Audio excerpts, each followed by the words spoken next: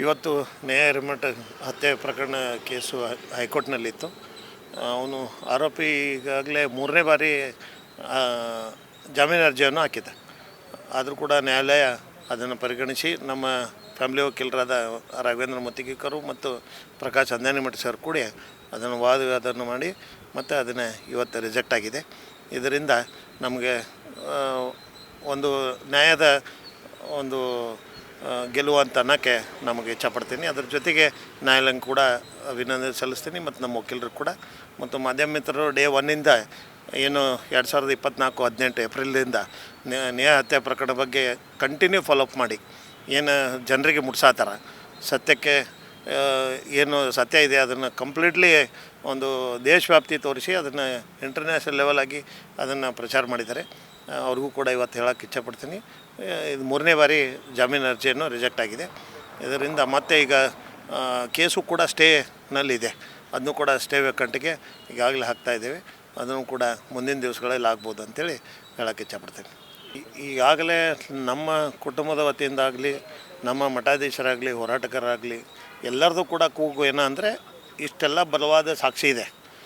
ಇನ್ನೂ ಅವನ್ನ ಜೈಲಲ್ಲಿ ಬಿರಿಯಾನಿ ಕೊಟ್ಟು ಅವನಿಗೆ ಕಾಣದ ಕೈ ಎಲ್ಲ ಅವನಿಗೆ ಸಹಕಾರವನ್ನು ಕೊಟ್ಟು ಅವರಿಗೆ ಸಾಕಷ್ಟು ದುಡ್ಡನ್ನು ಖರ್ಚು ಮಾಡಿ ಅವ್ರಿಗೆ ಜಾಮೀನು ಮಾಡಿಸೋದಾಗಲಿ, ಅವ್ರ ಹಿಂದೆ ಎಲ್ಲ ರೀತಿಯಿಂದ ಸಕಲ ಏನೇನು ಬೇಕು ವ್ಯವಸ್ಥೆ ಜೈಲಿನಲ್ಲಿ ಕೂಡ VIP ಟ್ರೀಟ್ಮೆಂಟನ್ನು ಕೊಡ್ತಾಯಿದ್ದಾರೆ.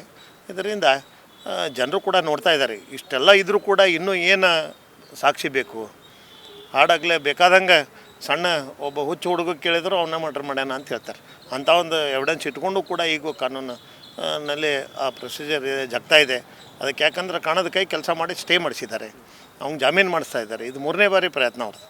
ಒಟ್ಟು ಇದಕ್ಕೆ ಕೇಸ್ ಹಳ್ಳ ಹಿಡಿಬೇಕು, ಇದನ್ನು ಕೊಲ್ಯಾಪ್ಸ್ ಮಾಡಬೇಕು, ಈ ರೀತಿ ಮಾಡಿ ಇದನ್ನೂ ಒಂದು ಕೇಸ್ ಮುಚ್ಚಾಕಬೇಕು ಅಂಥೇಳಿ ಅವ್ರ ಪ್ಲ್ಯಾನ್ ಇದೆ.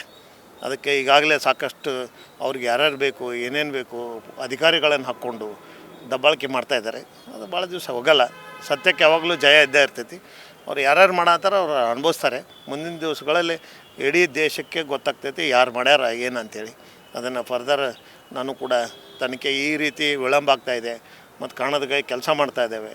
ಇದೆಲ್ಲ ಷಡ್ಯಂತ್ರ ಮಾಡಿದಂಥ ವ್ಯಕ್ತಿಗಳು ಇವತ್ತು ಕೂಡ ಇನ್ನೂ ಅವ್ರು ನಿರಂತರವಾಗಿ ಪ್ರಯತ್ನದಾಗಿದ್ದಾರೆ.